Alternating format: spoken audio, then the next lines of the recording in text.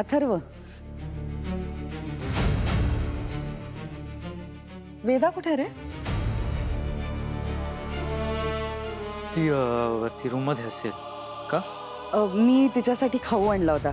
त्या एका बेकरीमध्ये गेले होते, तिकडच्या कुकीज तिला खूप आवडतात म्हणून मी जाऊन देऊन येते. मीरा ही वेदाकडे का चाललीये?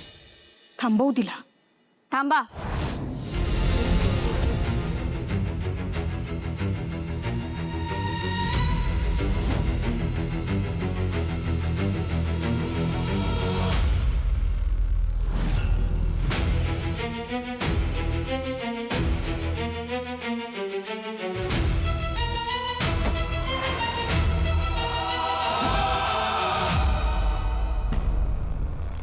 मीरा, काय केलंस तू हे? हा तू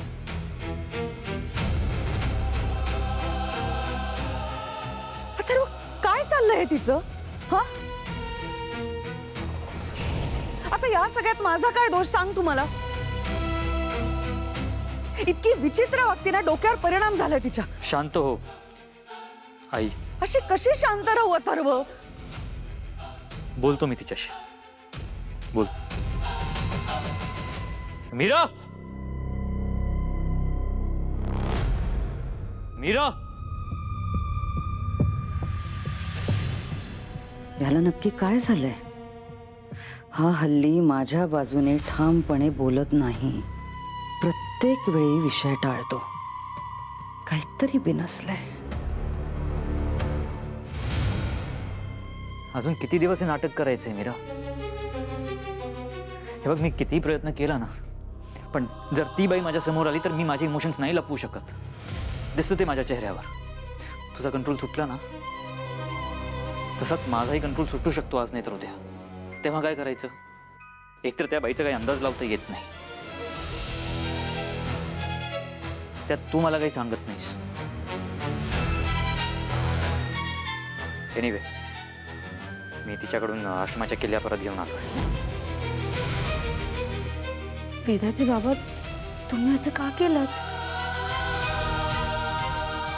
हे बघा, तिला तुमच्यावर संशय यायला नकोय, नाहीतर ती सावध होईल, सगळं बिघडेल. असं काहीच होणार नाही.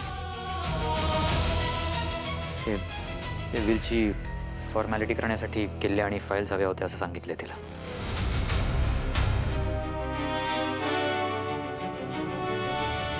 ठीक आहे. हे बघा, आत्ताच खरी आपली परीक्षा आहे. आपल्याला धीर धरावाच लागेल.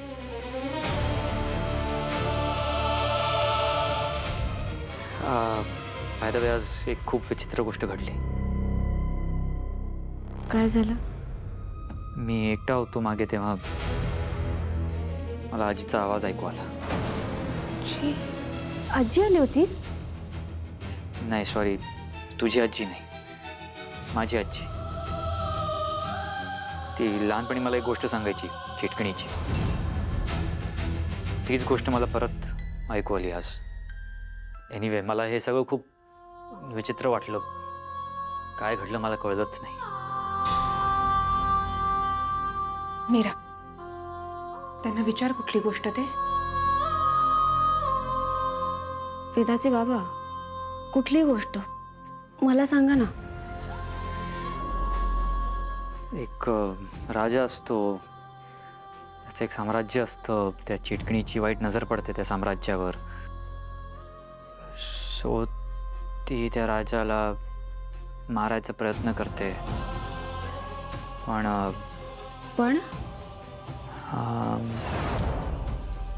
आठवा ना. लहानपणी पाठ होती मला ही गोष्ट, आता पाठ आठवत नाही मला. एनिवे, हे खूप विचित्र होतं काहीतरी, म्हणून तुला मी सांगितलं, शेअर केलं तुझ्यासोबत. आय गेस माझा भास असावा. नाही नाही, हा भास नाहीये, हा संकेत होता. कसला संकेत? माझ्यासोबत सगळ्या गोष्टी तुम्हाला पण का कळतात? याचा तुमच्याशी पण काही संबंध आहे का? हे बघा, तुम्ही प्लीज ही गोष्ट आठवण्याचा प्रयत्न करा ना, कारण ही गोष्ट आणि आपल्या आयुष्यात जे काही घडतंय त्याचा काहीतरी नक्कीच संबंध आहे.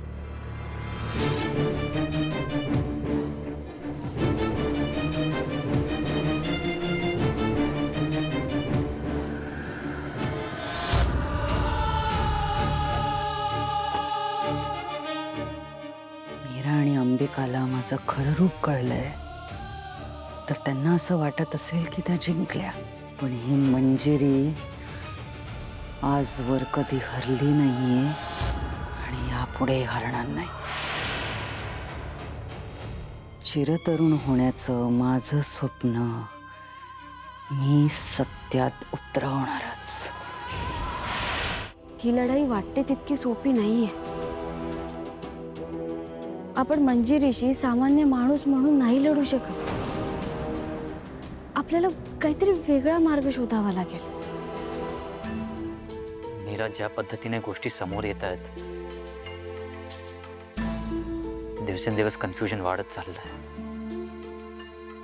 एकतर माझा विश्वास बसत नाहीये की आजच्या काळात ह्या सगळ्या गोष्टी त्यात मंजिरीचं ये बाबा घाबरला बाबा घाबरला बाबा घाबरला. काय मस्ती चालू आहे तुझी वेदा? अहो हा? आणि तुला मस्करी वाटली ही? गंमत वाटली तुला ही?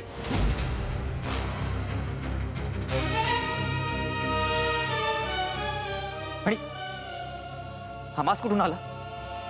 कोणी दिला तुला हा मास्क? अहो काय काय करते?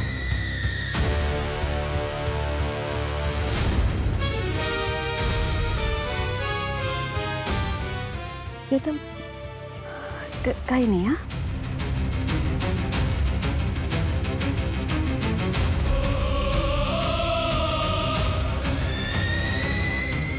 दादा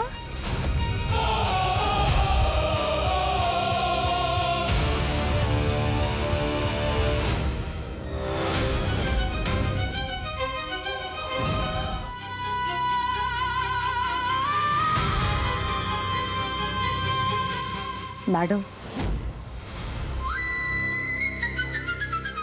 बोल माया.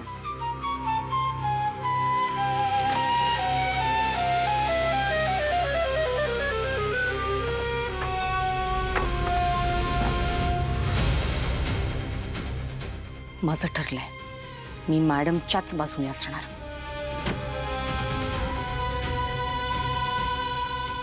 अगं बोल.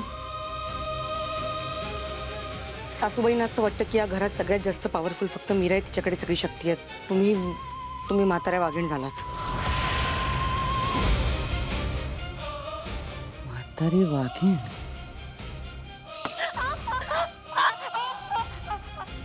असं वाटतं तुम्हाला? नाही नाही नाही नाही मला मला नाही मला नाही मला नाही मला नाही. अहो हे सासूबाईंचं मत आहे हे मी तुम्हाला सांगते. नाही तर मी इकडे का आले असते.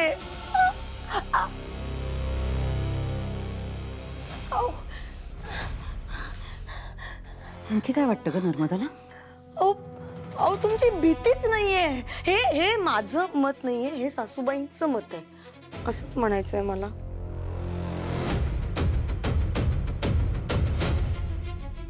मंजिरीची भीती काय असते हे त्यांना आता कळेलच.